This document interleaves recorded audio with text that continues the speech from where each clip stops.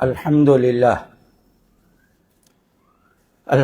لله نحمده ونستعينه ونستغفره ونعوذ بالله من شرور أنفسنا ومن سيئات أعمالنا من يهده الله فلا مضل له ومن يضلل فلا هادي له وأشهد أن لا إله إلا الله وحده لا شريك له وأشهد أن محمدًا عبده ورسوله أما بعد فإن خير الحديث كتاب الله وخير الهدي هدي محمد صلى الله عليه وسلم وشر الأمور محدثاتها وكل محدثة بدعة وكل بدعة ضلالة أو كما قال عليه الصلاة والسلام আমরা সর্বপ্রথম আল্লাহ রাব্বুল আলামিনের প্রশংসা করছি আলহামদুলিল্লাহ। অতঃপর সালাত ও সালাম পাঠ করছি আমাদের নবী প্রিয় নবী মুহাম্মদ সাল্লাল্লাহু আলাইহি ওয়াসাল্লামের উপর। আল্লাহুম্মা সাল্লি আলাইহি আল্লাহুম্মা বারিক আলাইহি। আমরা আল্লাহ রাব্বুল আলামিনের শুকরিয়া আদায় করছি, তিনি আমাদেরকে এসিডি কর্তৃক আয়োজিত সাপ্তাহিক এই ইলমি হালাকাতে বসার তৌফিক দান করেছেন। এখানে আমরা কাছের বা দূরের যেখান থেকেই এই মজলিসে অংশগ্রহণ করেছি, আল্লাহ তাআলা আমাদের সবার অংশগ্রহণকে কবুল করুন এবং আমাদের ইলম বৃদ্ধি করে দিন এবং আমরা যেন এই ইলম মোতাবেক আমল করতে পারি সেই তৌফিক দান করুন। সম্মানিত উপস্থিতি, আমাদের আজকের আলোচনার বিষয় হলো সূরাতুল বাকারা। আমরা মাসের চতুর্থ সপ্তাহে কোরআনুল কারীমের দার্স দিয়ে থাকবো এখানে ইনশাআল্লাহ। ইতোপূর্বে আমরা সূরাতুল ফাতিহা নিয়ে আলোচনা করেছি। আজকের আমাদের আলোচ্য সূরা হলো সূরাতুল বাকারা। আমরা সূরাতুল বাকারার 1 থেকে নিয়ে 20 নম্বর আয়াত পর্যন্ত আজকে শুনব। অর্থ, কিছু শিক্ষণীয় বিষয় এবং সংশ্লিষ্ট কিছু আলোচনা। সূরাতুল বাকারার যেহেতু আমরা শুরুতে রয়েছি, আমরা যদি একটু বিস্তারিত আলোচনা করি তাহলে দেখা যায় 1-2 আয়াতের ভিতরেই আপনার 1-8 ঘন্টা শেষ করা যায়। কিন্তু সেদিকে না গিয়ে আমরা আল্লাহ রাব্বুল আলামিনের কথাগুলো শুনতেই চাইব এবং সাথে সাথে রাসূল সাল্লাল্লাহু আলাইহি সাল্লাম এসব ক্ষেত্রে কি বলেছেন সেটা জানতে চাইব। আর বিষয়ের পূর্ণতার জন্য আমরা 1 থেকে 20 নম্বর আয়াত পর্যন্ত আজকে পাঠ করব এবং এর অর্থ শুনব, কিছু সংশ্লিষ্ট বিষয় শুনব। যদি 1 থেকে 20 নম্বর আয়াত পর্যন্ত পাঠ করি তাহলে আমাদের একটা বিষয়ের পূর্ণতা আসে। আল্লাহ রাব্বুল আলামিন এই সূরাতুল বাকারার শুরুতে 3 শ্রেণীর মানুষের কথা আলোচনা করেছেন।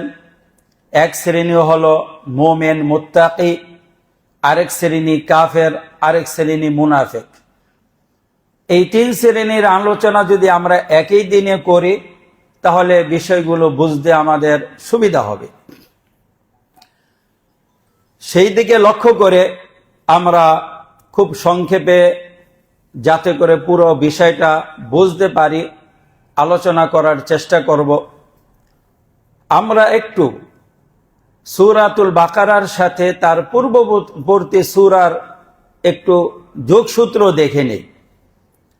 আমরা সূরাতুল ফাতিহাতে পড়েছিলাম আলহামদুলিল্লাহি রাব্বিল আলামিন আর রহমানির রহিম মালিকি ইয়াউমিদ্দিন, ইয়্যাকা না'বুদু ওয়া ইয়্যাকা নাস্তাঈন, ইহদিনাস সিরাতাল মুস্তাকিম পড়েছিলাম। হে আল্লাহ, আপনি আমাদেরকে সিরাতে মুস্তাকিমের হেদায়েত দান করুন। এরপরে আল্লাহ রাব্বুল আলামিন সিরাতে মুস্তাকিমের পরিচয় দিয়েছেন, সিরাতাল লাযীনা আন'আমতা আলাইহিম গায়রিল মাগদুবি আলাইহিম ওয়ালাদ-দাল্লিন। সিরাতে মুস্তাকিম কি? মুনআম আলাইহিম যারা রয়েছে তাদের রাস্তাই হলো সিরাতে মুস্তাকিম। এক কথা এখানে আল্লাহ রাব্বুল আলামিন বলে দিলেন, যারা নেয়ামত প্রাপ্ত তাদের রাস্তা হলো সিরাতে মুস্তাকিমের রাস্তা। নেয়ামত প্রাপ্ত কারা? আমরা ইতিপূর্বে বলেছি, আজকে শুধু একটি আয়াত পড়ব সূরা মারিয়াম থেকে। আল্লাহ রাব্বুল আলামিন বলেছেন, উলাইকাল্লাযীনা আন'আমাল্লাহু আলাইহিম মিনান নাবিয়্যিনা মিন যুররিয়াতি আদম ওয়া মিম্মান হামালনা মা'a নূহিন ওয়া মিন যুররিয়াতি ইসরাঈলা ওয়া মিন যুররিয়াতি ইব্রাহিমা ওয়া ইসরাঈল ওয়া মিম্মান হাদাইনা ওয়াজতাবাইনাহুম। সূরাতুল মারিয়ামে আল্লাহ রাব্বুল আলামিন উলাইকাল্লাযীনা আন'আমাল্লাহু আলাইহিম, ওই সব ব্যক্তিবর্গ যাদের উপরে আল্লাহ রাব্বুল আলামিন নিয়ামত দান করেছেন, এই কথা বললেন। ওই সব ব্যক্তিবর্গ কারা? সূরাতুল মারিয়ামে এর পূর্বে আল্লাহ রাব্বুল আলামিন জাকারিয়া, ইয়াহইয়া, মারিয়াম, ঈসা, ইব্রাহিম, ইসহাক, ইয়াকুব, ইসমাঈল, মূসা, হারুন, ইদ্রিস আলাইহিমুসসালাম গণের ও আলোচনা করেছেন। তাদের আলোচনা করার পরে বললেন এরা হলো নিয়ামত প্রাপ্ত। এখানে চারটি শ্রেষ্ঠ পরিবারের কথা উল্লেখ করলেন। আদম আলাইহিস সালামের পরিবার, নূহ আলাইহিস সালামের পরিবার, ইব্রাহিম আলাইহিস সালামের পরিবার, ইসরাঈল আলাইহিস সালামের পরিবার। ইসরাঈল হলো ইয়াকুব, তার পরিবার। এই চারটি পরিবার ছিল বিশ্বের ভিতরে শ্রেষ্ঠ পরিবার, যারা নেয়ামত প্রাপ্ত ছিল। তাদের কথা বললেন। এদের রাস্তা হলো আপনার সিরাতে মুস্তাকিম। সিরাতে মুস্তাকিম এর পরিচয় আরো দেওয়ার জন্য আল্লাহ রাব্বুল আলামিন সিরাতে মুস্তাকিমের পাশাপাশি আরো দুইটা রাস্তা রয়েছে। একটা হলো মাগদুব আলাইহিম, আর একটা হলো দল্লিন। মাগদুব আলাইহিম কারা? যাদের উপরে আল্লাহর লানত পতিত হয়েছে। কাদের উপরে আল্লাহর লানত পতিত হয়েছে? যারা ইলম অর্জন করেছে কিন্তু ইলম মোতাবেক আমল করে নাই। দল্লিন কারা? যারা আমল করেছে কিন্তু ইলম মোতাবেক আমল করে নাই, ইলম অর্জন করেন নাই। আর মাগদুব আলাইহিমের বড় উদাহরণ হলো ইহুদিরা, দল্লিনের বড় উদাহরণ হলো নাসারা বা খ্রিস্টানগণ। ইহুদিরা হক ত্যাগ করত। কিভাবে হক ত্যাগ করত এর বিভিন্ন ধরন প্রকৃতি সূরাতুল বাকারাতে আলোচনা আসবে। তাহলে এই সূরাতুল বাকারা হলো সিরাতে মুস্তাকিমের পরিচয়। এখানে কয়েকটা বিষয় রয়েছে। সিরাতে মুস্তাকিমের ভিতরে মাগদুব আলাইহিম যারা রয়েছে ইহুদি, তাদের আলোচনা সবচেয়ে বেশি হয়েছে সূরাতুল বাকারাতে, 100 আয়াতের বেশি।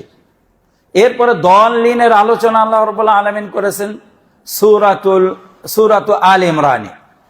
এরপরে মুনআম আলাইহিম, নিয়ামত প্রাপ্তদের আলোচনা আল্লাহ রাব্বুল আলামিন ফাঁকে ফাঁকে সূরা বাকারাতে করেছেন, সূরা আল ইমরানও করেছেন। যেমন সূরা বাকারাতে আল্লাহ রাব্বুল আলামিন বলেছেন, ওয়া ইয বিতালা ইব্রাহিম রাব্বুহু বিকালিমাতিন ফাআতাম্মাহুন ক্বালা ইন্নী জা'iলুকা লিন-নাসি ইমামা ক্বালা ওয়া মিন যুররিয়াতি ক্বালা লা ইয়ানালু আহদিয যালিমিন। আবার সূরা আল ইমরানে বলেছেন, ইন্নাল্লাহা আস্তাফা আদম ওয়া নূহা ওয়া আলা ইব্রাহিম ওয়া আলা ইমরান আলাল আলামিন যুররিয়াতান বা'দুহা মিন বা'দ। সেখানে আল্লাহ রাব্বুল আলামিন নিয়ামত প্রাপ্তদের আলোচনা করেছেন, আবার সূরা বাকারাতেও করেছেন। এই দুই সূরার ভিতরে সিরাতে মুস্তাকিমের উপরে যারা পরিচালিত হয়েছে তাদের পরিচয় দিয়েছেন, যারা মাগদুব আলাইহিম ছিল তাদের পরিচয় দিয়েছেন, যারা দলিন ছিল তাদের পরিচয় দিয়েছেন। এ হলো সূরাতুল ফাতিহার সাথে সূরাতুল বাকারা এবং সূরাত আলে ইমরানের সম্পর্ক। সূরাতুল ফাতিহা আপনার আমার উপরে একটি প্রশ্ন ছুড়ে দিয়েছে যে আপনি যখন সূরাতুল ফাতিহা পড়লেন, এখন থেকে আপনি সিরাতাল লাযিনা আনআমতা আলাইহিম, নিয়ামত প্রাপ্ত কারাম তাদেরকে তালাশ করুন। কোথায় তালাশ করবেন? কোরআনুল কারীমে। মাগদুব আলাইহিমদের তালাশ করুন। কোথায়? কোরআনুল কারীমে। দলিনদের তালাশ করুন। কোথায়? কোরআনুল কারীমে। এই তিন শ্রেণীর পথ যদি আমরা তালাশ করি তাহলে আমাদের সামনে সিরাতে মুস্তাকিম স্পষ্ট হবে। আর সিরাতে মুস্তাকিমের উপরে যখন সঠিকভাবে চলব, আখিরাতে সিরাতে মুস্তাকিমকে খুব দ্রুত পার করতে পারবো। আমাদের জন্য আল্লাহ রাব্বুল আলামিন জান্নাত রাখবেন বা আমাদেরকে জান্নাত দান করবেন। আল্লাহ রাব্বুল আলামিন এই সিরাতে মুস্তাকিমের একটি কথা বললেন, আলিফ লাম মিম যালিকাল কিতাবু লা রাইবা ফি। যালিকাল কিতাব, এই সেই কিতাব। এটা হলো সিরাতে মুস্তাকিমের পথ দেখাবে, মাগদুব আলাইহিমদের পরিচয় তুলে ধরবে, দলিনদের জানিয়ে দিবে। আল্লাহ রাব্বুল আলামিন বিসমিল্লাহির রহমানির রহিমের পরে আলিফ লাম মিম এনেছেন। এখানে আলিফ লাম এবং মিম দ্বারা উদ্দেশ্য কি? কেন আল্লাহ রাব্বুল আলামিন এখানে এই শব্দ তিনটা, হরফ তিনটা উল্লেখ করলেন? এ নিয়ে মুফাসসিরিনে কেরাম অনেক কথা বলেছেন। আমার মনে হয় সেসব কথা বলার ভিতরে তেমন কোনো ফায়দা নেই। সবচেয়ে গ্রহণযোগ্য কথা যেটা আছে সেটা বলে দিচ্ছি। ওসাইমিন রাহিমাহুল্লাহ বলেছেন, তিনি ইকরামা রাহিমাহুল্লাহর সূত্রে উল্লেখ করেছেন। ইকরামা হলেন ইবনে আব্বাস রাদিয়াল্লাহু তাআলা আনহুর ছাত্র। তিনি বলেছেন, ওসাইমিন রাহিমাহুল্লাহ, যে আলিফ লাম মিম এর অর্থ এক একজন এক একটা করেছেন, তবে সবচেয়ে বিশুদ্ধ হলো এর কোনো অর্থই নেই। আল্লাহ রাব্বুল আলামিন কোরআনুল কারীমকে আরবি স্পষ্ট ভাষায় নাজেল করেছেন। কাজেই কোরআনুল কারীমের ভিতরে যত শব্দ রয়েছে সবগুলো আমাদের বোধগম্য, আমরা জানি। আমাদের ভাষায় নাজেল করেছেন, আমরা বলতে আরবদের ভাষায় নাজেল করেছেন। কিন্তু আরবরা আলিফ লাম মিম বলে কোনো শব্দ বলতেন না, আবার এর কোনো অর্থ নিতেন না। কাজেই আমরাও আল্লাহ রাব্বুল আলামিন যেহেতু আরবি ভাষায় কোরআনুল কারীম নাজেল করেছেন, আমরা আলিফ লাম মিমের অর্থ করব না। তাহলে আল্লাহ এখানে আলিফ লাম মিম আনলেন কেন? আনার একটি হিকমত হলো, শুরুতে আলিফ লাম মিম এনে এই কথা জানিয়ে দিলেন, তোমাদের মাঝে যে আরবি হরফ রয়েছে আলিফ বা তা সা জিম দাল, এগুলো দিয়ে আমি এই কোরআনুল কারীম নাজিল করেছি। তোমাদের পরিচিত শব্দ, তোমাদের পরিচিত হরফ দিয়ে আমি কোরআনুল কারীম নাজিল করেছি যাতে তোমরা বুঝতে পারো। এবং এই কোরআনুল কারীম আল্লাহর তরফ থেকে, এটার জন্য তিনি আরেকটু চ্যালেঞ্জ ছুড়ে দিয়েছেন, দেখো তোমাদের পরিচিত শব্দের দ্বারাই আমি কোরআনুল কারীম নাজিল করেছি, পারলে তোমরা এই কোরআনুল কারীমের মতো একটি সূরা বা 10টি আয়াত এনে দেখাও।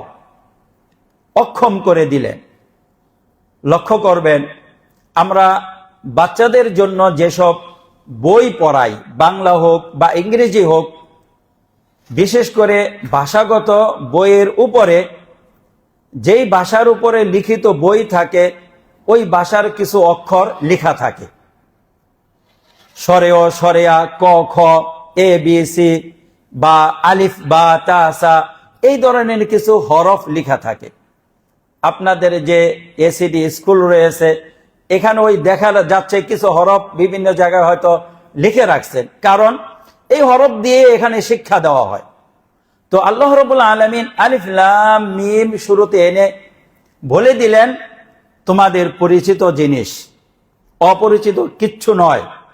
পরিচিত হরফ, পরিচিত বাক্যের মাধ্যমে কোরআনুল কারীম নাযিল করলাম, তোমরা এটা বোঝো, লাআল্লাকুম তাআকিলুন, যাতে করে বুঝতে পারো। এবং আল্লাহর পক্ষ থেকে তার বড় প্রমাণ হলো তোমরা এর মতো বা এর সমকক্ষ কোন সূরা 10টি আয়াত পেশ করতে পারবে না। এই জন্য আল্লাহ রাব্বুল আলামিন আলিফ লাম মিম এখানে এনেছেন। বিভিন্ন হিকমা থাকতে পারে, তার ভিতরে একটি হিকমা হলো এটি, যালিকাল কিতাবু লা রাইবা ফীহ। আপনারা কেউ যদি কোরআনুল কারীমের অর্থ নিয়ে বসতে চান, বসতে পারেন, তাহলে খুব বুঝবেন। এমনি কারো যদি আরবি কিছু জানা থাকে, সেই কোরআনুল কারীম নিয়ে বসলেও বুঝতে পারবেন। যেহেতু এটা শুধু বক্তৃতা নয়, বুঝের মাধ্যমে একটি আলোচনা, আমাদের প্রত্যেকটা কথা কোরআনুল কারীমের আয়াতের সাথে সংশ্লিষ্ট রাখার চেষ্টা করব। যালিকাল কিতাব, এই সেই কিতাব। এখানে আল্লাহ রাব্বুল আলামিন হাদাল কিতাব, এই কিতাব না বলে এই সেই কিতাব, মানে একটু দূরের দিকে ইঙ্গিত করে বললেন এই সেই কিতাব, সম্মানার্থে। যেই কিতাব মহান সম্মানিত, এই কিতাব তোমাদের সামনে রয়েছে, লা রাইবা ফীহ, যেখানে কোনো সন্দেহ নেই। আল্লাহ রাব্বুল আলামিন এই কোরআনুল কারীমকে কিতাব বলছেন। কিতাব বলা হয় লিখিত গ্রন্থকে। এই কোরআনুল কারীম লিখিত। কয় জায়গায় লিখিত? 3 জায়গায় লিখিত। লাউহে মাহফুজে লিখিত, আবার বিআইদি সাফারাহ কিরামিন বারারা, ফেরেশতাদের হাতে লিখিত, আবার আমাদের সামনে লিখিত বিদ্যমান। এই জন্য কোরআনুল কারীমকে কিতাব বলা হয়। এর অর্থ হল মাকতুব, লিখিত গ্রন্থ। লা রাইবা ফীহ, এতে কোনো সন্দেহ নেই। মানুষেরা যখন কোনো বই পুস্তক লিখে বা বই পুস্তক প্রকাশ করে, তখন শুরুতেই নিজের অক্ষমতা প্রকাশ করে দেয়। আমরা এই বইটি প্রকাশ করতে যাচ্ছি, আমি এই বইটি লিখতে যাচ্ছি বা লিখলাম, যদি এতে কোনো ভুল ভ্রান্তি থাকে আপনারা আমাদেরকে স্মরণ করিয়ে দিবেন, পরবর্তী সংস্করণে আমরা সেটা সংশোধন করে নিব, বা আমাকে অবহিত করবেন, আমরা আপনাদের বিশুদ্ধ বিষয় বা ভুলগুলো তুলে ধরে আমরা সংশোধন করে দিব। কিন্তু আল্লাহ রাব্বুল আলামিন তার বিপরীত, শুরুতেই বলে দিলেন নিশ্চিন্তে থাকো, লা রাইবা ফীহ, এই কিতাবের ভিতরে কোনো সন্দেহ নেই। হুদাল লিল মুত্তাকিন, কিতাবের একটি বিশেষণ। কিতাবটি কেমন? হুদান, হেদায়েত। কাদের জন্য? মুত্তাকিদের জন্য।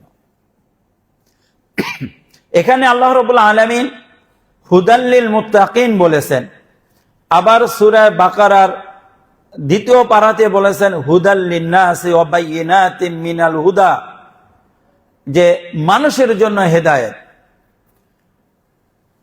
এখানে হুদাল লিল মুত্তাকিন, আর অন্যান্য জায়গায় বলেছেন হুদাল লিন্নাস, মানুষের জন্য হেদায়েত। তাহলে দুইটার অর্থ কেমন হলো? এই দুইটার অর্থ হলো হেদায়েত 2 ধরনের। একটি হলো তৌফিক, যেটা আল্লাহ রাব্বুল আলামিন মানুষের ভিতরে দিয়ে দেন, যেটাকে বলে ইলহাম, যেটা আমরা অন্তরের ভিতর থেকে উপলব্ধ করি, এটা হলো একটা হেদায়েত, তৌফিক। আরেকটি হেদায়েত হলো ইলম ও ইরশাদ, পথ দেখানো, জ্ঞান দেওয়া, জানিয়ে দেওয়া। এটা বাইরে থাকে। বাইরে থেকে আপনি কারো পথ চলার জন্য আলো ধরলেন কিংবা কাউকে পথ বলে দিলেন, এটা আপনি তাকে হেদায়েত করলেন। কিন্তু অন্তরের ভিতরে কোনো জিনিস ঢেলে দেওয়া, এটা আল্লাহর কাজ। তো মুত্তাকিদের জন্য এটা হেদায়েত। হেদায়েত একটি খাস বিশেষ হেদায়েত, আরেকটি হলো ব্যাপকভাবে সবার জন্য, সবাইকে পথ দেখাবে। কিন্তু ভিতরে তৌফিক আল্লাহ রাব্বুল আলামিন যাকে চান তাকে দিবেন। তো মুত্তাকিদের আল্লাহ তাআলা তৌফিক দিবেন, হেদায়েত দিবেন। এরপরে মুত্তাকিদের পরিচয় তুলে ধরতেছেন, আল্লাযীনা ইউমিনুনা বিল গায়ব। মুত্তাকি কারা? যারা গায়েবের প্রতি ঈমান আনে। গায়েব কি জিনিস, সামনে এর বিবরণ আসতেছে। 3 প্রকার গায়েবের কথা আল্লাহ রাব্বুল আলামিন সামনে বলবেন, যে কোরআনুল কারীমের তাফসীর কোরআনুল কারীম দিয়ে। ওয়া ইউকিমুনাস সালাহ, তারা সালাত কায়েম করে। সালাত কায়েম করার অর্থ হলো কি? রাসূল সাল্লাল্লাহু আলাইহি সাল্লাম যেভাবে সালাত কায়েম করেছেন সেভাবে সালাত কায়েম করা, সময় মতো এবং উত্তম ওয়াক্তে ওযু ঠিক করে করা, এর ওয়াজিবাত সুনান ঠিক রাখা, তারপরে সালাতের ভিতরে মনোযোগ ঠিক রাখা, সবকিছু ঠিকঠাক রেখে সালাত আদায় করাকে বলে ইকামাতুস সালাহ। ওয়া ইউকিমুনাস সালাহ, তারা সালাত কায়েম করে। ওয়া মিম্মা রাযাকনাহুম ইউনফিকুন, আর আমি তাদেরকে যে রিজিক দিয়েছি এই রিজিক থেকে তারা খরচ করে। তো এখানে আল্লাহ রাব্বুল আলামিন যে রিজিক দিয়েছেন সেই রিজিক থেকে খরচ করে। অর্থাৎ আপনার আমার কাছে যে রিজিক রয়েছে এই রিজিক আল্লাহ প্রদত্ত, আল্লাহ দিয়েছে, এখান থেকে তারা খরচ করে। এই খরচ কি ফরজ খরচ নাকি নফল খরচ? আলেমগণ 2 কথাই বলেছেন। কেউ বলেছেন ফরজ যাকাত, আবার কেউ বলেছেন নফল। তো 2টাই হতে পারে। বিশেষ করে ফরজ যাকাতের কথা আল্লাহ রাব্বুল আলামিন সূরাতুত তাওবাতে বলেছেন, ইন্নামাস সাদাকাতু লিল ফুকারাই ওয়াল মাসাকিন বলে যাকাতের যে খাত আছে সেখানে আল্লাহ রাব্বুল আলামিন ফরজ যাকাতের কথা বলে দিয়েছেন। এখানে আমরা প্রয়োজনীয় খরচ, সেটা পরিবারের জন্য হোক, আত্মীয় স্বজনের জন্য হোক, দান সদকা হোক, তারা খরচ করে। 3টা গুণ গেল, গায়েবের প্রতি বিশ্বাস, ইকামাতে সালাহ, আর আল্লাহ প্রদত্ত রিজিক থেকে খরচ করা। মুমিনদের 3টা গুণ। এরপরে বলতেছেন, ওয়াল্লাযীনা ইউমিনুনা বিমা উনজিলা ইলাইকা ওয়া মা উনজিলা মিন ক্বাবলিক ওয়া বিল আখিরাতি হুম ইউকিনুন।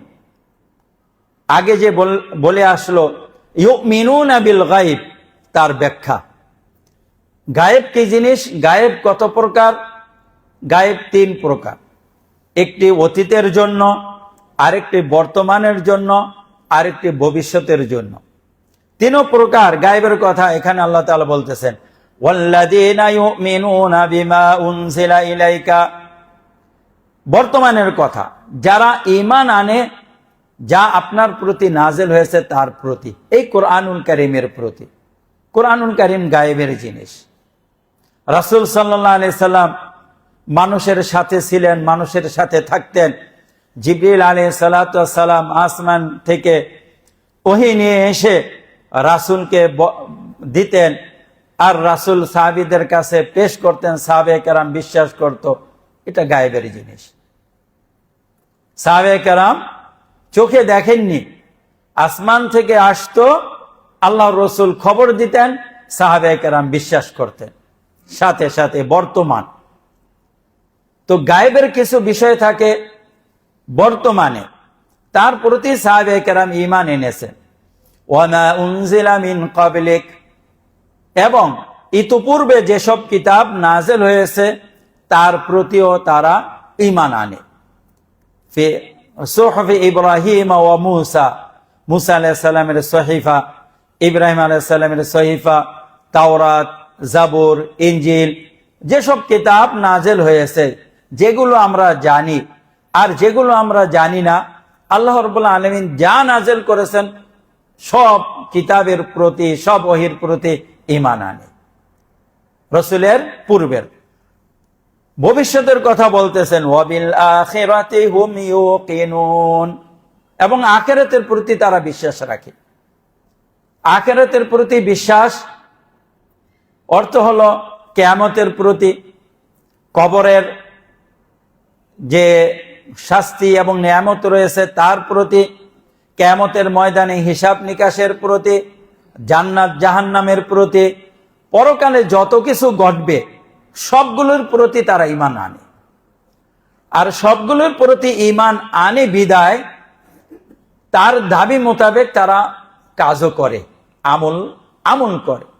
কারণ আখিরাতের প্রতি ঈমানের দাবি হলো সেই অনুযায়ী আপনার কাজ করা, আমার কাজ করা। এজন্য যারা আখিরাতের প্রতি ঈমান রাখে না তারা খুব নিষ্ঠুর হয়ে থাকে। প্রসঙ্গক্রমে বলি, সূরাতুল মাউন, আরাইতাল্লাযী ইউকাযযিবু বিদ্দীন ফাযালিকাল্লাযী ইয়াদউল ইয়াতীম ওয়া লা ইয়াহুদ্দু আলা তুআমিল মিসকিন। হে নবী, আপনি কি তাকে লক্ষ্য করেছেন যে দিনকে মিথ্যারোপ করে? দিন অর্থ প্রতিদান দিবসও হতে পারে, ইসলামও হতে পারে, একই। প্রতিদান দিবসকে, পরকালকে যে অস্বীকার করে তাকে কি লক্ষ্য করেছেন তার কর্ম কি হয়? ফাযালিকাল্লাযী ইয়াদউল ইয়াতীম, এ ইয়াতীমকে গলা ধাক্কা দেয়। ওয়া লা ইয়াহুদ্দু আলা তুআমিল মিসকিন, মিসকিনদের খাবার দিতে উদ্বুদ্ধ করে না। এক কথায় দুইটা জিনিস বুঝিয়েছেন। মিসকিনদের খাবার দিতে উদ্বুদ্ধ করে না, তার মানে সে নিজেও খাবার দেয় না মিসকিনদেরকে, আরেকজনকে উদ্বুদ্ধ করে না। কত বড় কাঞ্জুস, বখিল। এই জন্য কোন মনীষী বলেছেন, সবচেয়ে বড় বখিল ওই ব্যক্তি যে কথার মাধ্যমে কাঞ্জুসি করে, কৃপণতা করে, ভালো কথা বলতে চায় না, ভালো কথা বলতে চায় না। যদি আমার এই ভালো কথার কারণে অমুকে উপকৃত হয়, নিজে তো করবে না, আবার আরেকজনকে উদ্বুদ্ধও করে না। ওয়ালা ইয়াহুদ্দু আলা তুআমিল মিসকিন। এখানে দুইটা কথা বলেছেন, একটা হলো ইয়াতীম, আরেকটা হলো মিসকিন। ইয়াতীমকে গলা ধাক্কা দিল, মিসকিনকে বঞ্চিত করলো কেন? ইয়াতীম দুর্বল, তাকে যদি গলা ধাক্কা দেয় সে প্রতিবাদ করতে পারে না। মিসকিন অসহায়, তাকে যদি বঞ্চিত করে সে প্রতিবাদ করতে পারে না। এই জন্য তাকে বঞ্চিত করলো, তাকে গলা ধাক্কা দিল। আরেকটি কারণ হলো মানুষের স্বভাব, মানুষ সেখানে দান করে যেখান থেকে কিছু পাওয়ার আশা করে, যেখান থেকে কিছু পাওয়ার আশা করে সেখানে ও ইনভেস্ট করে। সে বিবাহের উপঢৌকন হোক, হাদিয়া তোহফা হোক, ইত্যাদি ক্ষেত্রে দেখা যায় যেখান থেকে কিছু আশা করে সেখানে উপহার উপঢৌকন দেয়। কিন্তু এখানে ইয়াতীম, এখানে মিসকিন, এখানে যদি সে কিছু দেয়, দান করে, সদকা করে, এখান থেকে তার ফেরত আসার তেমন সম্ভাবনা নেই। যেহেতু ফেরত আসার তেমন সম্ভাবনা নেই, এই জন্য এসব ক্ষেত্রে তারাই দান সদকা করতে পারে যারা আখিরাতের প্রতি বিশ্বাস রাখে। কারণ তারা চিন্তা করে এদের কাছ থেকে দুনিয়ায় আমার পাওয়ার কিছু নেই, আমি তাদেরকে দিচ্ছি আল্লাহর জন্য। যেহেতু আমার আখিরাতের প্রতি বিশ্বাস রয়েছে, আমি কিয়ামতের প্রতি বিশ্বাস রাখি, এই জন্য মিসকিন এ আমাকে কিচ্ছু দিতে পারবে না, ইয়াতীম আমাকে কিচ্ছু দিতে পারবে না, তারপর আমি তার উপরে অনুগ্রহ করলাম, দয়া করলাম, যেহেতু আমি ওয়ালা ইউকাযযিবু বিদ্দীন এর অন্তর্ভুক্ত নয়, আমি দিনকে অস্বীকার করি না, আমি কিয়ামতকে অস্বীকার করি না। এই জন্য আমরা এই কাজগুলো করে যাই। তো এখানে ওয়াবিল আখিরাতি হুম ইউকিনুন, আখিরাতের বিশ্বাস মানুষকে সংশোধন করে দেয়, আখিরাতের বিশ্বাস মানুষকে পরিপাটি করে দেয়, আখিরাতের বিশ্বাস মানুষকে অপরাধ থেকে বিরত রাখে। আমরা আমাদের সমাজের ভিতরে কিছু হিংস্র আচরণের কথা মাঝে মধ্যে শুনি, বড় বড় শিক্ষিত লোক, বড় বড় চাকরি করা লোক, তাদের বাড়িতে মিসকিন কাজ করে, ইয়াতিম কাজ করে, দেখা যায় মিসকিনদের, ইয়াতিমদের নির্যাতন করে, আবার অনেক সময় মেরেও ফেলে। তারা যদি বলে যে আমি আখিরাতের প্রতি বিশ্বাস রাখি, এটা আমরা বিশ্বাস করতে পারি না।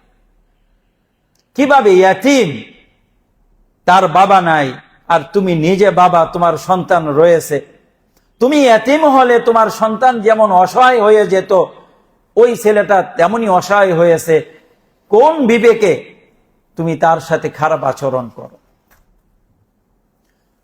আল্লাহ রাব্বুল আলামিন আমাদেরকে এর জন্য আখিরাতকে স্মরণ করিয়ে দিলেন যে মুত্তাকি যারা রয়েছে, ওয়াবিল আখিরাতি হুম ইউকিনুন, তারা আখিরাতের প্রতি বিশ্বাস রাখে, আখিরাতের প্রতি ঈমান রাখে। এখন আল্লাহ রাব্বুল আলামিন তাদের পরিণাম এবং তাদের পাওনা কি সেটা সংবাদ দিচ্ছেন। উলাইকা আলা হুদাম মির রাব্বিহিম ওয়া উলাইকা হুমুল মুফলিহুন, এরাই তাদের রবের পক্ষ থেকে হেদায়েতের উপরে রয়েছে এবং এরাই সফলকাম। তারা হেদায়েতের উপরে রয়েছে তাদের রবের পক্ষ থেকে। রব শব্দটা ব্যবহার করেছেন। রব অর্থ আল্লাহ সৃষ্টি করেছেন, আল্লাহ আমাদের মালিক, আল্লাহ আমাদের পরিকল্পনা করেন। এই রবের পক্ষ থেকে হেদায়েতের উপরে রয়েছে এবং তারাই সফলকাম। সফলকাম অর্থ হলো যা চাইবে তা পাবে, যেসব জিনিসের আশঙ্কা করবে এবং যেগুলোকে ভয় করবে সেগুলো থেকে তাদেরকে দূরে রাখা হবে, সফল। উদ্দেশ্য হাসিল করে সফল। কিয়ামতে আল্লাহর কাছে হিসাব নিকাশ থেকে মুক্তি পেয়ে সফল হবেন, তাদের জন্য সহজ হিসাব করা হবে, জান্নাত লাভ করবেন। অফিহা মা তাশতাহিল আনফুসু ওয়া তালাদ্দুল আয়ুন ওয়া আনতুম ফিহা খালিদুন, সেখানে মানুষের নফস যা চাইবে তা থাকবে এবং চক্ষু শীতলকারী জিনিস থাকবে এবং মানুষ সেখানে চিরস্থায়ী হবে। তাদের পাওনা তারা পেয়ে সফলতা লাভ করবে। আল্লাহ রাব্বুল আলামিন আমাদের সবাইকে সেই সফল ব্যক্তিদের অন্তর্ভুক্ত করুন। সম্মানিত উপস্থিতি, এখানে আল্লাহ রাব্বুল আলামিন কোরআনুল কারীম যে নাযিল করলেন, এই কোরআনুল কারীমের সামনে মানুষেরা তিনটা শ্রেণীতে ভাগ হয়ে যায়। এক শ্রেণীর কথা বললেন, এক শ্রেণী মনের ভিতরে যেরকম কোরআনকে জায়গা দিল, বিশ্বাস করলো, আমলে পরিণত করলো, তাদের কথা এখানে বললেন, তারা হলো মুত্তাকি।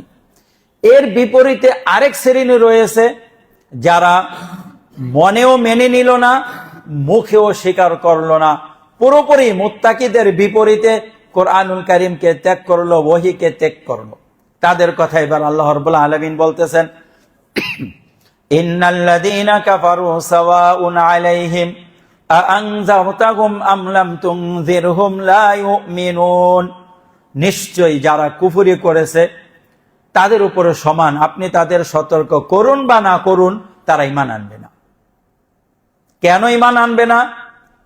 খাতামাল্লাহু আলা কুলুবিহিম, আল্লাহ তাদের অন্তরে মোহর মেরে দিয়েছেন। ওয়ালা সামিহিম, তাদের শ্রবণ শক্তির উপরে, ওয়ালা আবসারিহিম গিশাওয়া, তাদের চোখের উপরে রয়েছে পর্দা, ওয়ালাহুম আযাবুন আযীম, আর তাদের জন্য রয়েছে মহান শাস্তি।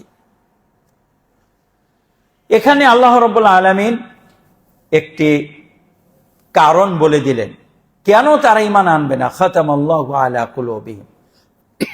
অন্যান্য আয়াতে আল্লাহ রাব্বুল আলামিন বলেছেন, নাসুল্লাহা ফানাসিয়াহুম, তারা আল্লাহকে ভুলে গেছে, আল্লাহ তাদেরকে ভুলে যাবেন।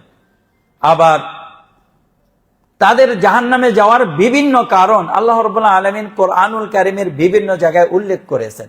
কেন মোহর মেরে দিলেন, কেন তারা ঈমান আনবে না, এখানে বলে দিলেন কেন ঈমান আনবে না, তার কারণটা বলে দিলেন।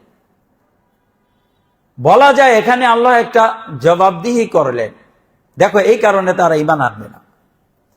আমরা যখন বড় কোনো প্রতিষ্ঠানের প্রধান হই, তখন আমরা একটা অধিকার চাই, যাকে ইচ্ছা রাখি, যাকে ইচ্ছা বিদায় করি, কোনো কৈফিয়ত দিতে চাই না। নিজের ইচ্ছা মতো ছাঁটাই করে নিজের ইচ্ছা মতো নিয়োগ দেওয়ার চেষ্টা করি, আল্লাহ রাব্বুল আলামিন তার চেয়ে অনেক বড়। তারপরেও আল্লাহ রাব্বুল আলামিন কাউকে কোনো জিনিস থেকে বঞ্চিত করলে তার কারণ উল্লেখ করে দেন। তার ভিতরে একটি কারণ হলো এখানে আল্লাহ তাদের অন্তরে মোহর মেরে দিয়েছেন। কেন মোহর মেরে দিয়েছেন? তাদের আমলের কারণে। তাদের কি আমল রয়েছে এগুলো আমাদের সামনে আলোচনায় আসবে। তো আজকে যেহেতু আমরা একটু বেশি আলোচনা করব, এই জন্য একটু সংক্ষেপে যাচ্ছে। এটা হলো আল্লাহর পক্ষ থেকে একটি কারণ যে তারা এই কারণে ঈমান আনবে না। এখন ঈমান যেহেতু আনবে না, তাদের জন্য রয়েছে মহান শাস্তি। যারা ঈমান এনেছে তারা সফল, যা চাইবে তাই পাবে। আর এরা যা চাইবে তা পাবে না, যা পাবে তা চাইবে না। ওয়ায়াতিহিল ওয়া মিন ওয়ারাইহিম বারযাখুন ইলা ইয়াউমি ইউবআসুন। এরপরে সূরা ইব্রাহিম আল্লাহ বলেছেন ওয়ায়াতিহিল মাউতু মিন মাকানি ওয়া মা হুয়া বিমাইয়িত। জাহান্নামীদের কাছে সর্বদিক থেকে মৃত্যু আসবে। ডান দিকে থেকে মৃত্যু, বাম দিক থেকে মৃত্যু, কিন্তু তারা মারা যাবে না। মরতে চাইবে, মারা যাবে না। ওয়ানাদাউ ইয়া মালিকু লিয়াকদি আলাইনা রাব্বুক ক্বালা ইন্নাকুম মাকিসুন। জাহান্নামীরা, জাহান্নামের ফেরেশতা মালিককে ডেকে বলবে, হে মালিক, তুমি তোমার রবকে একটু ডাকো, আমাদের বিষয়টা সমাধান করে দিতে বলো। তখন সে বলবে ইন্নাকুম মাকিসুন, তোমরা এখানে অবস্থানকারী। সমাধান এইটাই সমাধান। যা চাইবে তা পাবে না, যা পাবে তা চাইবে না। এ হলো তাদের জন্য মহান শাস্তি।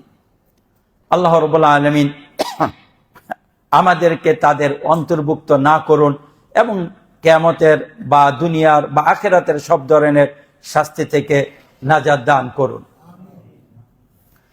সম্মানিত উপস্থিতি, এখানে আল্লাহ রাব্বুল আলামিন কাফিরদের কথা বলে দিলেন। এই বিষয়টা খুব সহজ। মুমিনদের বিষয়টা সহজ, কাফিরদের বিষয়টা সহজ। মাঝখানে একটা শ্রেণী রয়েছে যাদের বিষয়গুলো খুব জটিল। তাদের আলোচনা আল্লাহ রাব্বুল আলামিন এখানে ৮ নম্বর আয়াত থেকে নিয়ে ২০ নম্বর আয়াত পর্যন্ত করেছেন। ১৩ আয়াত। মুমিনদের, মুত্তাকিদের জন্য ৫ আয়াত, কাফেরদের জন্য ২ আয়াত, আর মুনাফিকদের জন্য ১৩ আয়াত নিয়ে এখানে আলোচনা করেছেন। মুনাফিকের একটু পটভূমি রয়েছে। আল্লাহ রাসূল সাল্লাল্লাহু আলাইহি ওয়াসাল্লাম যখন মক্কাতে ছিলেন তখন কোনো মুনাফিক ছিল না।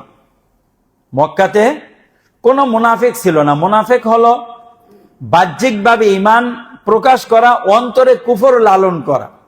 মক্কাতে ছিল এর বিপরীত। অনেকে ঈমান লালন করত কিন্তু প্রকাশ করতেন না। মক্কায় ছিল মদিনার পুরোপুরি বিপরীত।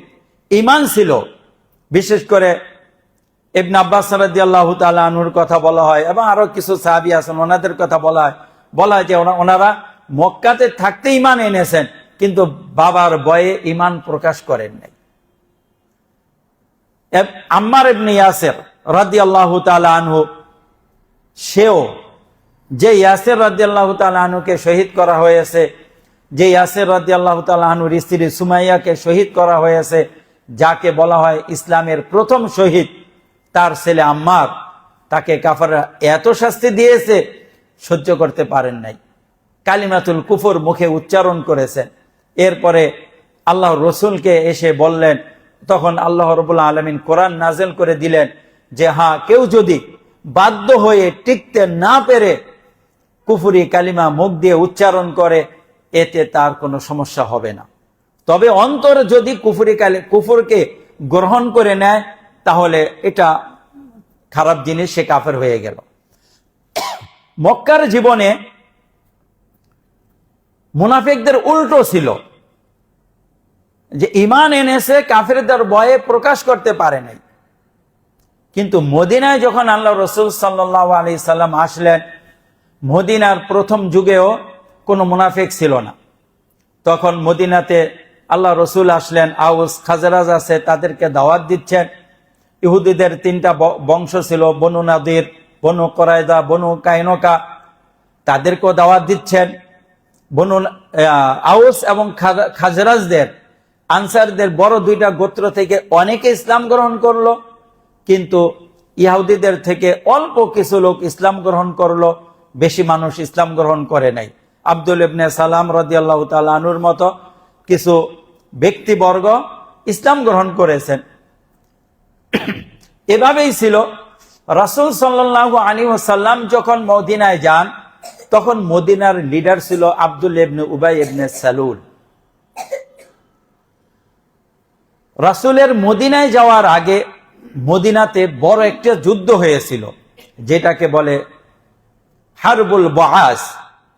এই যুদ্ধের ভিতরে আউস এবং খাজরাজের এত লিডার, এত মানুষ মারা গেছে, উভয় পক্ষে চাইতেছিল যে কিভাবে আমরা এই যুদ্ধ থেকে মুক্তি পাব।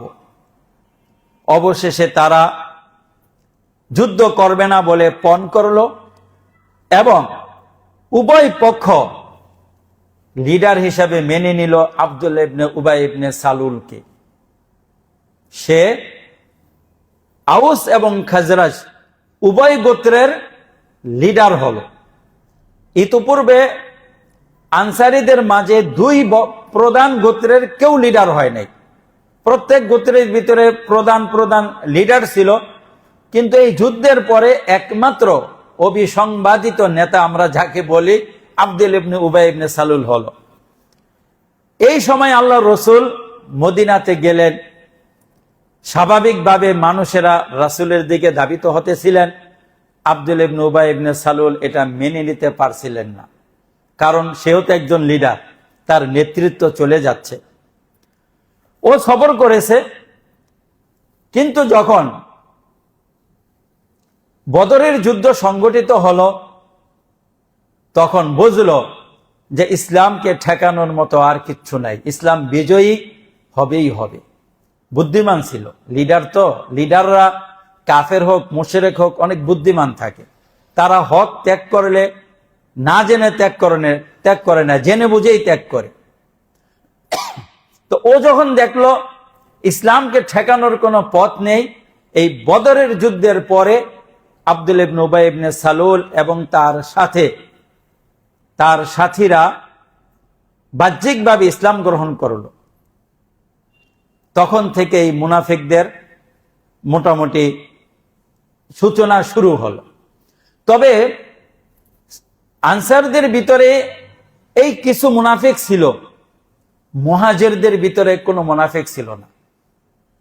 মুহাজিররা মক্কা ছেড়ে মদিনায় চলে গেছেন, বাড়ি ঘর স্ত্রী সন্তান সম্পদ সব ত্যাগ করে মদিনায় গেছেন। ভিতরে নেফাক নিয়ে গেছেন নাকি?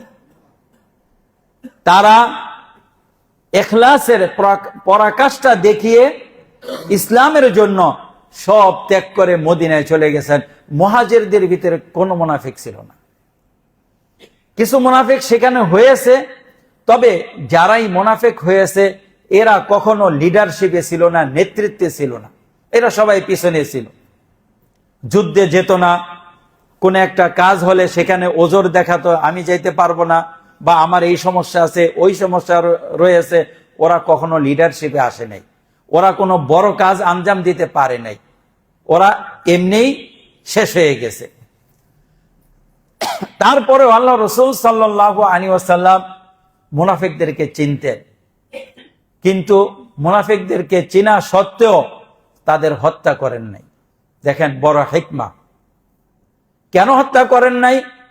আল্লাহ রাসূল বলেন, আমি যদি তাদেরকে হত্যা করি, নেফাকের কারণে কুফরের কারণে হত্যা করব, তখন মানুষেরা বলবে ইন্না মুহাম্মাদান ইয়াকতুল আসহাবা, মুহাম্মদ তো তার সাথীদের হত্যা করে, মুহাম্মদ তার সাথীদের হত্যা করে।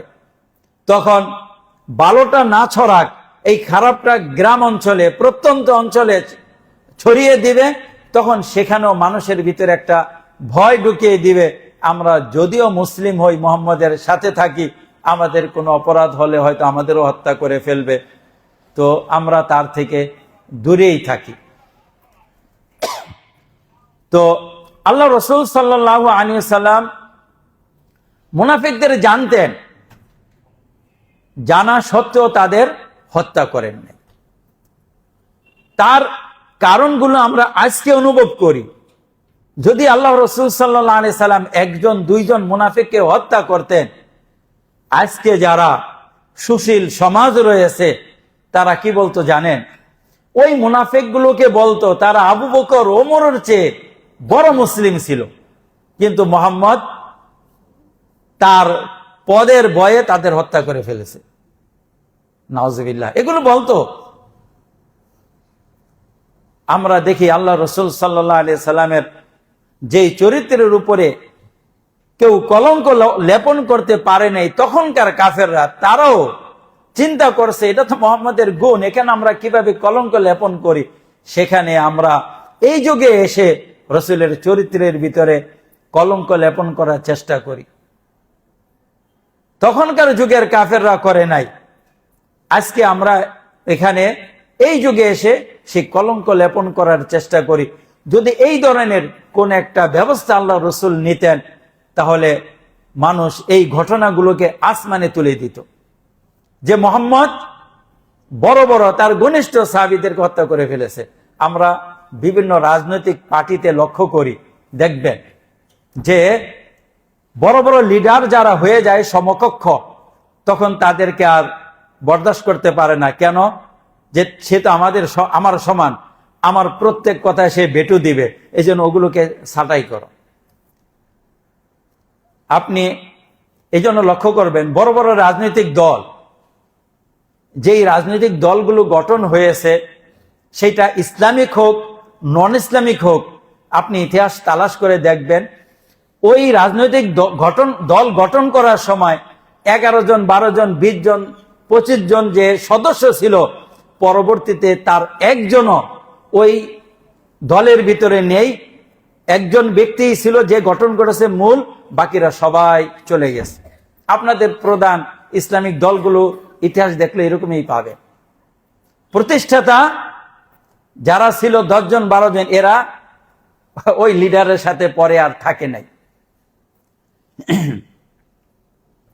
ইরানের যে খোমেনি ছিল, যাকে মারা হয়েছে, মোস্তফা খোমেনির বাবা, যাকে এই যুদ্ধের ভিতরে মারা হলো, সেও, আমরা বছর দেড়েক আগে ইরানের একটা সংবাদ শুনেছি যে ইরানের অমুক ব্যক্তি অমুক জায়গায়, ওই যে আপনার আজারবাইজানের ওদিকে কি একটা জিনিস উদ্বোধন করতে গিয়ে সেখানে বিমান ক্রাশ হয়ে মারা গেছে। এটার ব্যাপারেও কথা আছে যে ব্যক্তিগুলো মারা গেছে, এই ব্যক্তি এই খোমেনির পরবর্তী উত্তরসূরি হতেন, এই জন্য ওদেরকে ছাপ করে দেওয়া হয়েছে। আর খোমেনি চেয়েছিল তার ছেলে উত্তরসূরি হবে, কিন্তু ছেলে উপযুক্ত না, আর এটা মুখ দিয়ে প্রকাশও করতে পারে নাই।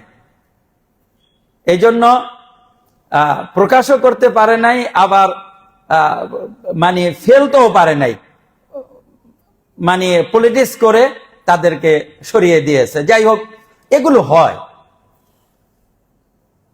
তো আল্লাহ রাসূল সাল্লাল্লাহু আলাইহি সাল্লাম যদি এটা করতেন, তখন রাসূলের উপরে এরকম একটা অপবাদ দেওয়া হতো। তা আমরা একটু বাইরে চলে গেছি আমাদের বিষয়বস্তুর।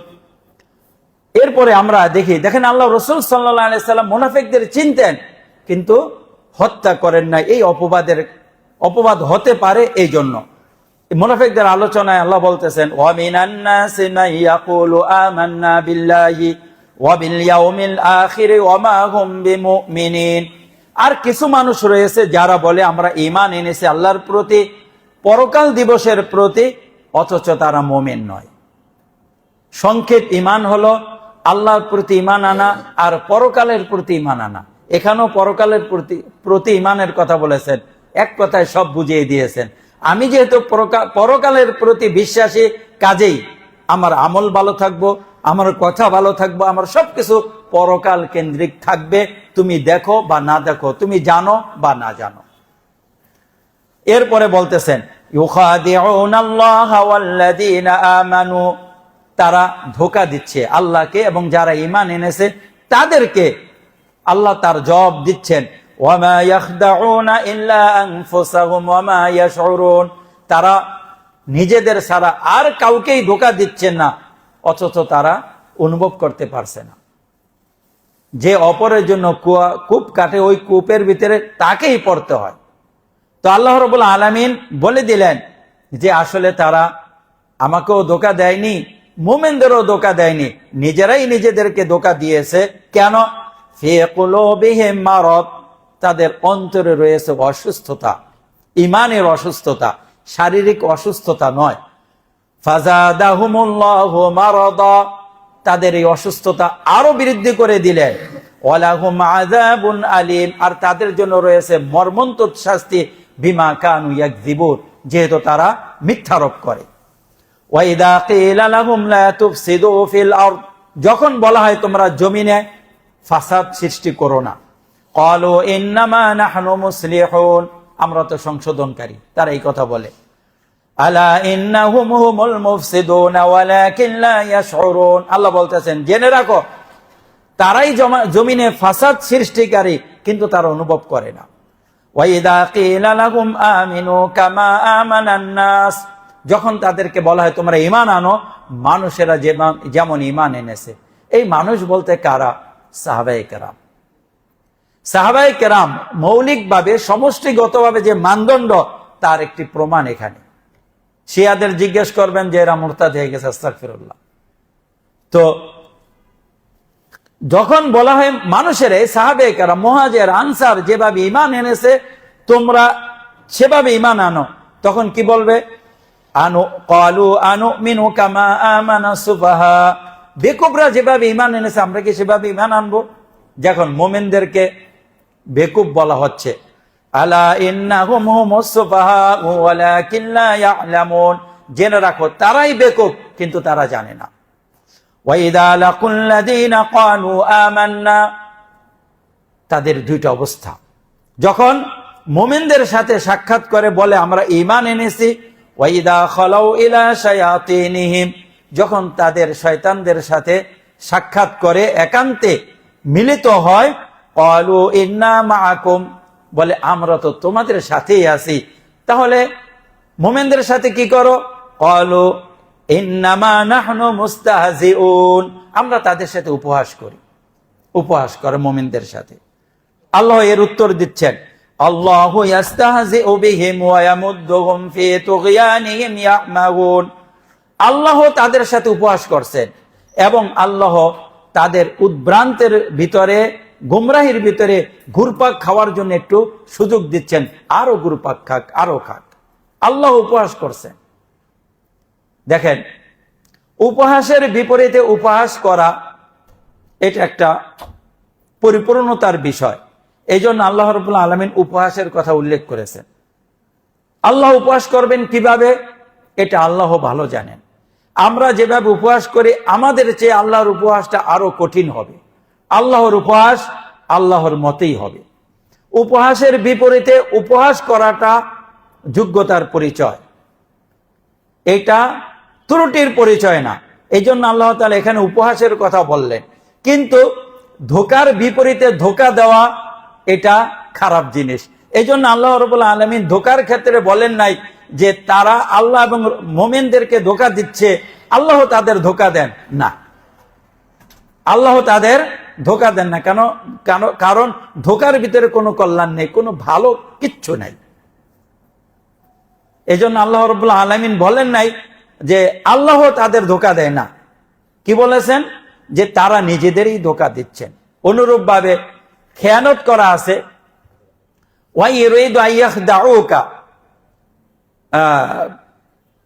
মানে কাফেররা বা মুনাফিকরা রাসূল সাল্লাল্লাহু আলাইহি সাল্লামের সাথে খেয়ানত করেন।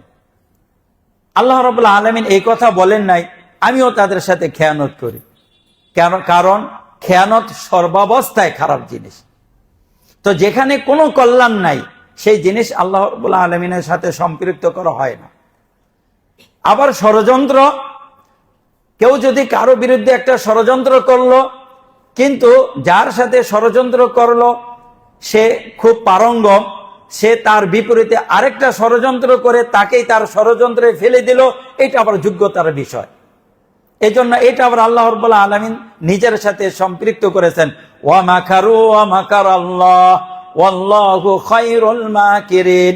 তারা ষড়যন্ত্র করে, আল্লাহ তাদের বিপক্ষে পরিকল্পনা করেন, আর আল্লাহ সুন্দর পরিকল্পনাকারী। এখানে আল্লাহ রাব্বুল আলামিনের একটা বিশেষণের কথা গেল যে আল্লাহ উপহাসের বিপরীতে উপহাস করেন। এরপরে বলতেছেন, উলাইকাল্লাযীনা ইশতারাউদ দালালাতা বিল হুদা ফামা রাবিহাত তিজারাতুহুম ওয়া মা কানু মুহতাদিন। এরাই হেদায়েতের বিপরীতে গোমরাহিকে ক্রয় করলো, আর তাদের এই ক্রয় বিক্রয়টা লাভজনক হয়নি, ক্ষতিগ্রস্ত হয়ে গেল। দেখেন, দুই জায়গায় লাভবান হইতে চেয়েছিল, কাফেরদের কাছেও লাভবান হবে, আবার মোমেনদের কাছ থেকেও লাভবান হবে। আল্লাহ তাআলা বলে দিলেন, না, তাদের এই ব্যবসা দোনো জায়গায় ক্ষতিগ্রস্ত হলো, তারা লাভবান হতে পারেনি। মাসালুহুম কামাসালিল্লাযী ইসতাওকাদা নারা ফালাম্মা আদাআত মা হাওলাহু যাহাবাল্লাহু বিনূরিহিম ওয়া তারাকাহুম ফি যুলুমাতিন লা ইউবসিরুন। তাদের উদাহরণ হলো, তাদের একটু উদাহরণ দিচ্ছেন আল্লাহ রাব্বুল আলামিন, ওই ব্যক্তির মতো যে আগুন প্রজ্বলিত করলো, কি জন্য? আলোর জন্য। তারা হেদায়েত চিনে, ভালো চিনে, সব চিনে, এই জন্য ওই আলোর জন্য আগুন প্রজ্বলিত করলো। ফালাম্মা আদাআত মা হাওলাহু, যখন তার চারপাশ আলোকিত হলো, যাহাবাল্লাহু বিনূরিহিম, আল্লাহ তাদের আলো ছিনিয়ে নিলেন, ওয়া তারাকাহুম ফি যুলুমাত, অন্ধকারে রেখে দিলেন, তারা আর দেখতে পেল না।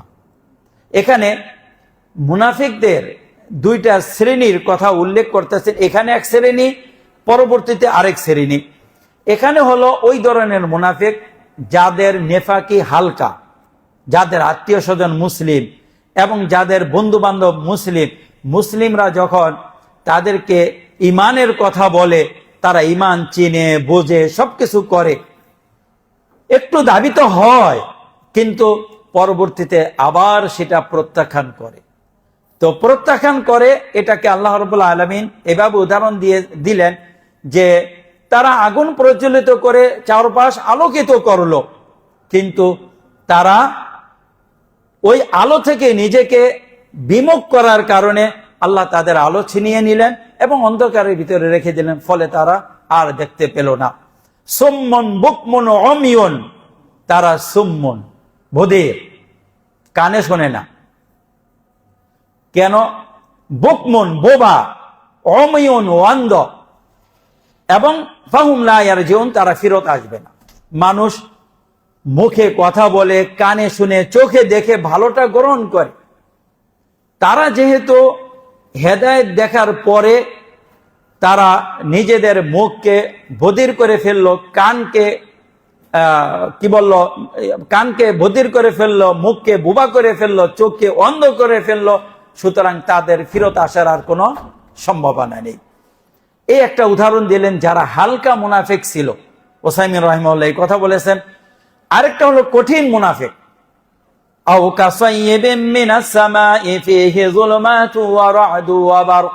দেখেন, আগের উদাহরণটা হলো নূরের, আগুনের, এর ভিতরে নূর রয়েছে। পরের উদাহরণ হলো পানির। মানুষ দুনিয়াতে চলতে গেলে আলোরও প্রয়োজন পড়ে, পানিরও প্রয়োজন পড়ে। পানির উদাহরণ দিচ্ছেন, অথবা তাদের উদাহরণ এরকম, আও কাসাইয়্যিবিন মিনাস সামা, আল্লাহ তাআলা আসমান থেকে পানি বর্ষণ করলেন। যেই পানি মানে মেঘ, বৃষ্টি বর্ষণ করলেন, যেই বৃষ্টির ভিতরে অন্ধকার রয়েছে। যখন বৃষ্টি হয় অন্ধকার হয়ে যায় না? আজকেই তো দুপুরের সময় বৃষ্টি হয়েছে। বৃষ্টি হলে অন্ধকার হয়ে যায়, এবং রাত, সেখানে বজ্র ধ্বনিও থাকে, আবার বিদ্যুৎ চমকও থাকে। অথবা এমন বৃষ্টির উদাহরণ, যে বৃষ্টির ভিতরে অন্ধকার রয়েছে, বজ্রধ্বনি রয়েছে, আবার বিদ্যুৎ চমকও রয়েছে। তারা কি করে? এই অবস্থার ভিতরে তারা বসবাস করতেছে, এই মুনাফিকরা। অর্থাৎ মুনাফিকরা যেই অবস্থাতে আছে, তাদের অবস্থাকে আল্লাহ রাব্বুল আলামিন ওই ব্যক্তির সাথে তুলনা করলেন যে ব্যক্তি মাঠের ভিতরে আছে, যখন বৃষ্টি হচ্ছে, যখন বিদ্যুৎ চমকাচ্ছে, যখন বজ্রধ্বনিও হচ্ছে, ওই ব্যক্তি যেমন ভীত সন্ত্রস্ত থাকে, এদিক যাবে না ওদিক যাবে ঠিক করতে পারে না, বরং পূর্বের চেয়ে সামনে অন্ধকারগুলো আরো ঘন হয়ে যায়। মুনাফিকদের উদাহরণটা দিচ্ছে, তারা দিশে পাচ্ছে না মুমিনদের সাথে যাবে নাকি কাফেরদের সাথে যাবে, এইভাবে তারা কিংকর্তব্য বিমর ছিল। সেই উদাহরণটা আল্লাহ তাআলা এখানে দিচ্ছেন। এরকম বিদ্যুৎ চমক, অন্ধকার এবং এই বজ্রপাতের ভিতরে মানুষ যেরকম কিছু না দেখতে পেলে দিক বিদিক ছুটাছুটি করে, মুনাফিকরা এরকম, তাদের অবস্থাটা এরকম। ইয়াজালুনা আসাবিআহুম ফি আযানিহিম মিনাস সাওয়াইকি হাযারাল মাউত। বজ্রপাতের যে ভয়, এই ভয়ের কারণে তারা, বজ্রপাতের কারণে মৃত্যু ভয়ে আঙ্গুল তারা কানের ভিতরে ঢুকিয়ে দেয়। আল্লাহু মুহীতুম বিল কাফিরিন, কিন্তু আল্লাহ রাব্বুল আলামিন তাদের বেষ্টন করে আছে। যেদিকে যায় সেদিকে আল্লাহ রাব্বুল আলামিন তাদেরকে পাকড়াও করতে পারবেন। ইয়াকাদুল বারকু ইয়াখতাফু আবসারাহুম, বিদ্যুৎ চমক এমন হয় যেমন তাদের চোখগুলোকে নিয়ে নেবেন। লক্ষ্য করবেন, যখন পথ চলতে থাকেন, হঠাৎ করে যখন একটু বেশি আলো হওয়ার পরে যখন অন্ধকার হয়ে যায়, তখন চোখে মোটেই দেখা যায় না। নর্মাল অন্ধকারের ভিতরে চলবেন, একটু একটু দেখতে পাবেন। হঠাৎ যখন অন্ধকার চলে আসে, তখন কিচ্ছু দেখা যায় না। এই যে আমরা আলোর ভিতরে বসে আছি, হঠাৎ করে বিদ্যুৎ চলে গেলে 2-1 মিনিট কিচ্ছু দেখবো না, এরপরে আস্তে আস্তে আবার স্বাভাবিক হবে, তখন দেখবো অন্ধকারের ভিতরে কিছু দেখতে পাই। তো আল্লাহ বলতেছেন ইয়াকাদুল বারকু ইয়াখতাফু আবসারহুম, বিদ্যুৎ চমক যেন তাদের দৃষ্টিশক্তি কেড়ে নেবে। কুল্লামা আযা লাহুম মাশাউ ফিহি, যখন একটু আলোকিত হয় তখন একটু সামনে চলে। ওয়া ইযা আযলামা আলাইহিম কামু, যখন আবার অন্ধকার হয়ে যায় স্থির দাঁড়িয়ে যায়। যখন দেখে এদিকে একটু লাভ আছে একটু এগিয়ে যায়, আবার যখন দেখে এখানে মুমিনদের সাথে গেলে তো যুদ্ধ আছে, মারা যেতে পারি, তখন আবার কিছু টান দেয়। ওয়ালাউ শাআল্লাহু লাযাহাবা বিসামিহিম ওয়া আবসারিহিম, আল্লাহ যদি চান তাদের দৃষ্টিশক্তি এবং শ্রবণ শক্তি পুরোটাই নিয়ে নিতে পারেন। ইন্নাল্লাহা আলা কুল্লি শাইইন কাদির, নিশ্চয়ই আল্লাহ রাব্বুল আলামিন সব জিনিসের উপরে ক্ষমতাবান। আমরা খুবই সংক্ষেপে কোরআনুল কারীমের শুরুতে আল্লাহ রাব্বুল আলামিন যে 3 শ্রেণীর মানুষের কথা উল্লেখ করেছেন, একজন হলো মুমিন মুত্তাকি, আরেক দল হলো কাফের, আরেক দল হলো মুনাফিক। এই 3 শ্রেণীর আলোচনা এখানে আমরা শুনলাম। মুত্তাকির বিবরণ শুনলাম, মুত্তাকিদের জন্য কোরআনুল কারীম হেদায়েতের পথ। কাফেররা কোরআনুল কারীমকে বাহ্যিকভাবে এবং অন্তরের দিক দিয়ে পরিহার করেছে, মুনাফিকরা বাহ্যিকভাবে গ্রহণ করেছে, অন্তর থেকে পরিহার করেছে। বর্তমান যুগে মুনাফিক আছে না নাই, এ ব্যাপারে অনেক আলেম বলেন এখন আমরা কাউকে আর মুনাফিক বলতে যাব না। রাসূল সাল্লাল্লাহু আলাইহি সাল্লামের মৃত্যুর পরে আমরা কাউকে মুনাফিক বলতে যাব না, বরং একান্তভাবে বলতে গেলে এরকম বলবো যে অমুকের ভিতরে বা অমুক জায়গায় নেফাকের আলামত রয়েছে, এটা বলতে পারি। মিথ্যা বলা মুনাফিকি, তারপরে প্রতারণা করা মুনাফিকি, ধোঁকা দেওয়া মুনাফিকি, এগুলো আমরা বলতে পারি যে তার ভিতরে নেফাকের আলামত রয়েছে, কিন্তু সরাসরি মুনাফিক বলবো না, এটা বলা ভুল। আমরা দেখা যায় বিভিন্ন বয়ান বক্তৃতায় এবং লিখনিতে হুটহাট করে একজনকে মুনাফিক বলে ফেলি, এটা খুবই খারাপ জিনিস। আরেকটি বিষয় হলো মুনাফিক তো গোপন থাকার জিনিস, গোপনে রাখার জিনিস, আমরা মুনাফিকদেরকে প্রকাশ করে দিই। আল্লাহ রসুল সাল্লাল্লাহু আলাইহি সাল্লাম মুনাফিকদেরকে প্রকাশ করেন নাই। রসুল সাল্লাল্লাহু আলাইহি সাল্লাম মুনাফিকদেরকে প্রকাশ করেন নাই। হুযায়ফা রাদিয়াল্লাহু তাআলা আনহুকে মুনাফিকদের নাম জানিয়ে গিয়েছেন, হুযায়ফা রাদিয়াল্লাহু তাআলা আনহু প্রকাশ করেন নাই। এর থেকে আমরা জানি সমাজের ভিতরে যারা মুনাফিক থাকবে তাদেরকে প্রকাশ করতে নাই, তাদেরকে গোপন রাখতে হবে। কিন্তু আমরা দেখা যায় বিভিন্ন রাজনৈতিক ময়দানে বা বিভিন্ন বয়ান বক্তৃতায় অমুকে মুনাফিক, অমুক দল মুনাফিক ইত্যাদি বলে ফেলে এই কথাগুলো রাসূলের আদর্শের পুরোপুরি বিপরীত। যেখানে মুনাফিকদেরকে উজ্জ্ব রাখার কথা, রসুল যেখানে উজ্জ্ব রেখেছেন, সাহাবায়ে কেরাম যেখানে উজ্জ্ব রেখেছেন, আমরা সেখানে মুনাফিকদেরকে প্রকাশ করে দেই। মুনাফিক মুনাফিক বলে যেই আওয়াজ তুলতে থাকি, এগুলো আমাদের ভুল পদ্ধতি, আমাদের ভুল জিনিস। আমরা এতটুকু বলতে পারি যে অমুকের ভিতরে নেফাকের আলামত আছে, বা আমার ভিতরে নেফাকের আলামত ঢুকে গেছে, আমি তওবা করলাম, এটা বলা যায়। কিন্তু আমরা সরাসরি কাউকে মুনাফিক বলবো না। আমিন। আল্লাহ রাব্বুল আলামিন আমাদের সবাইকে কোরআনুল কারীমের আলোকে জীবন পরিচালিত করার তৌফিক দান করুন। আমরা যে মুত্তাকিদের আলোচনা শুনলাম, সেই মুত্তাকিদের অন্তর্ভুক্ত আল্লাহ তাআলা আমাদের করুন। এবং যে কাফেরদের এবং মুনাফিকদের আলোচনা শুনলাম, তাদের গুণ বৈশিষ্ট্য থেকে আল্লাহ রাব্বুল আলামিন আমাদেরকে নিরাপদ রাখুন। হাদা ওয়া সাল্লাল্লাহু তাআলা আলা নাবিয়িনা ওয়া ইমামিনা মুহাম্মদ ওয়া আলা আলিহি ওয়া সাল্লাম।